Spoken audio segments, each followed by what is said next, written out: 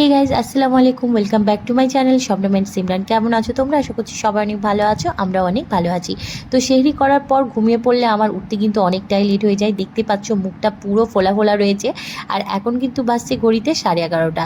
তো আমি রেডি হয়ে নিয়েছি, আজকে কিন্তু যাচ্ছি ঈদের বাজার করতে। আজকে কিন্তু ঈদের ফার্স্ট বাজার, তো সেটা তো অবশ্যই তোমাদের সঙ্গে শেয়ার করবো। আর তোমাদের কাদের কাদের ঈদের বাজার হয়ে গেছে সেটাও কিন্তু কমেন্ট করে জানিও।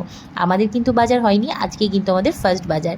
প্রত্যেক দিনই ভাবছি যাবো কিন্তু এই যে আমার উঠতে যেহেতু লেট হয়ে যায় সে কারণে প্রত্যেক দিনই আর যাওয়া হয় না।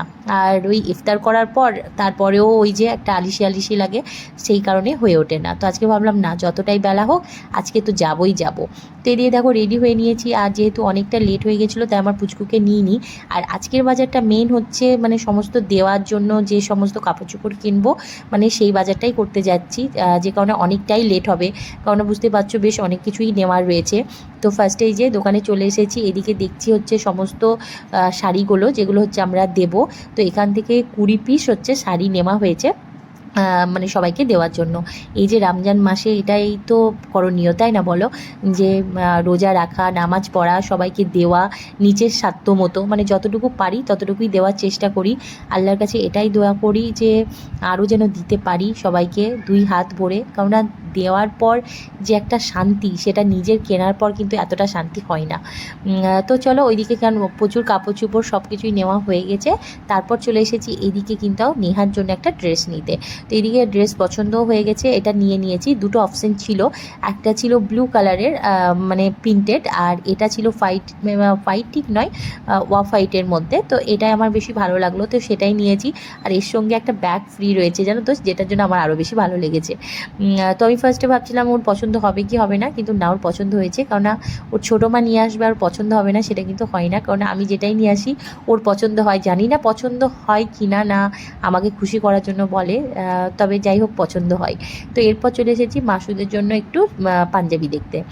তো এখান থেকে এক কালারেরই পাঞ্জাবি ওর জন্য আমি দেখছিলাম কোনটা নেব। কারণ কালারগুলো সবগুলোই সুন্দর ছিল, মানে একটা এক এক রকম দারুণ সুন্দর লাগছিল। তো এখান থেকে এই যে একটা নিয়ে নিয়েছি ব্লু কালারের, আর তার সঙ্গে আমার হাজব্যান্ডের জন্য নিয়েছি একটা হোয়াইট কালারের। যেহেতু ওর অনেকগুলোই কালারের পাঞ্জাবি রয়েছে, হোয়াইট কালারের ছিল না, তো এবার ঠিকই করেছিলাম যে এবার হোয়াইট কালারেরই পাঞ্জাবি নেওয়া হবে। তারপর চলে এসেছি এম বাজার, এইখান থেকে নিয়ে নিচ্ছি আব্বুর জন্য একটা শার্ট। তো আব্বুর জন্য পাঞ্জাবি নিচ্ছিলাম, তো মা বললো যে আব্বুর যেহেতু প্রচুর পাঞ্জাবি রয়েছে সেই কারণে ভাবলাম তাহলে শার্টই নেওয়া যাক। তো এইদিকে দেখো 3টে আমি চুজ করেছি। এখন এই 3টের মধ্যে কোনটা নেব তার জন্য আমি মাকে ফোন করেছিলাম, ভিডিও কল করে মাকে দেখাচ্ছিলাম যে কোনটা নেব। তো তারপর চুজ করে ওপরে চলে এসেছি আমার পুচকুর জন্য একটা ড্রেস নিতে। তো আমার পুচকুর জন্য যে ড্রেস দুটো দেখছিলাম, মানে দুটোই খুব ভালো লাগছিলো, মানে কোনটা ছেড়ে কোনটা নেব। দুটো কালারই এত সুন্দর ছিল, আর কোনো কালার ছিল না। এই পার্পেলটা ছিল, আর ওই যে একটু ডিপ যে রানি পিঙ্ক ওটাই ছিল। তো লাস্টে আমি ফাইনাল করলাম এই পার্পেলটাই। এটাও কিন্তু আমার অনেকই ভালো লেগেছে।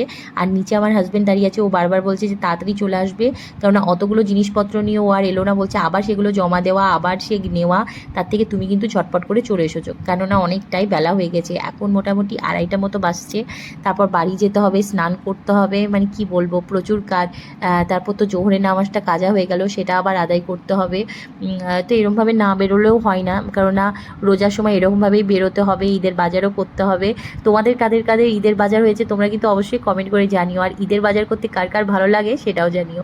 তো এই যে আমাদের কিন্তু বাজার ডান, এখন যাব হচ্ছে বাড়ি গিয়ে ফার্স্টে হচ্ছে স্নান টান করবো, তারপর তো আবার ইফতারির ব্যবস্থাও করতে হবে। আর এদিকে দেখো শাড়িগুলো নিয়ে চলে এসেছি, আস্তে আস্তে সবাইকে দেওয়াও স্টার্ট করে দিয়েছি। আর তারপরে এই যে এখন বসে পড়েছি শরবত বানাতে। আর বেশি কিন্তু টাইম নেই হাতে, কারণ এসে স্নান টান করে আমার মাথায় না প্রচণ্ড পরিমাণে যন্ত্রণা করছিল, কি জানি মাথাটা এতটাই ধরেছিল। তারপর কিছুক্ষণ তো শুলাম, শুয়ে আসরের নামাজটা আদায় করে এরপর চলে এসেছিলাম শরবত বানাতে। তারপরে এই যে আমার পুচকু, তাকে তো একটু পাকামি করতেই হয়। ও এখন বলছে আব্বুর জন্য আমি লেবু শরবত বানাবো, কারণ ওর আব্বু যেহেতু একটু লেবুর শরবত খেতে ভালোবাসে। আর আমি ওদিকে পানা বানিয়েছিলাম, ও এখন বলছে আমি নিজের হাতে বানাবো মা। আমি বেশ ঠিক আছে বাবু তুমি বানাও। তো এদিকে দেখো বানিয়েছি, আবার 3টে গ্লাসে কি সুন্দরভাবে ঢেলে নিয়েছে। তো এখন ইফতারির সামনে নিয়ে বসে আছি, আজানের ওয়েট করছি। আর এদিকে দেখো আমি এখন শরবত খাবো না খেজুর খাবো, এইদিকে আগে থাইরয়েডের ওষুধটা আমাকে বের করে রাখতে হয়েছে, কেননা এটা যদি না খাই তাহলে বাস শরীর তো আর চলবেই না। তো যে কারণে ফার্স্টে আজান দিলেই কিন্তু আমি থাইরয়েডের ওষুধটাই খাই, তারপরেই হচ্ছে কিছু খাওয়া। আর এইদিকে আমার পুচকুটা কি করছে দেখো, একটা মশা এত ডিস্টার্ব করছে, বারবার ডিস্টার্ব করছে একটা মশাতেই, তার জন্য ও মারার খুব চেষ্টা করলো কিন্তু যাই হোক পারলো না। তো এদিকে আজান দিয়ে দিয়েছি, আমরা ইফতারও করে নিয়েছি, তারপর নামাজ আদায় করে এখন আবারও চলে এসেছি কিচেনে। আজকে আমার হাজব্যান্ডের স্পেশাল আলুর চপ বানাতে, কারণ ও হচ্ছে আলুর চপ খেতে ভীষণই ভালোবাসে। তো আমি বললাম যে চলো আজকে তাহলে আমি বাড়িতে ট্রাই করি পাচ্ছি কি না। তো ভালোই হয়েছিল, খারাপ হয়নি, কিন্তু দেখো তোমরা দেখলেই বুঝতে পারবে। চপটা যেহেতু খেতে ভালোই হয়েছিল সে কারণে কিন্তু আমার হাজব্যান্ড বেশ খুশি হয়ে গিয়েছিল। এখন হচ্ছে ভালো করে মুড়ি মাখিয়ে চপটা দিয়ে হচ্ছে খাবো, আর সে কারণে আমাকে বলছিল বাহ দারুণ হয়েছে, সাব্বাস, আরও সুন্দর সুন্দর খাবার বানাও আর আমাকে খাও। তো এই ছিল আজকের ব্লগটা, আবার দেখাবে নেক্সট ব্লগ।